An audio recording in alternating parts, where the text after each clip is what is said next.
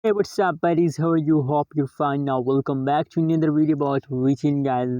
In this video, I'm talking about the latest situation of the Vechain, latest update. What's going on in the Vechain? Let me show you guys. But before starting this video, please click the subscribe button for more news and updates videos about Vechain.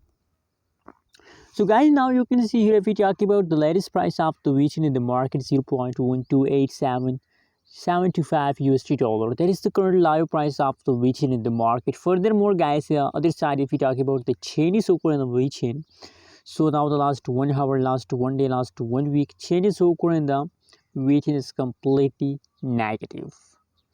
Negative means that it is the lowest time of the Vechain, so it is a patience time. The lowest time is a patience time. So if you patience in these times, so believe that you will get profit in the future from Vechain. Now that is just a temporary fast. Just look here from this price chart. You can this time the price fast down and after fast pump again will pump. So guys, don't take it serious. That is a temporary fast, and after some passage of time, after 1 week, after 2 days, the price change will again become positive. So you have to hold for long time.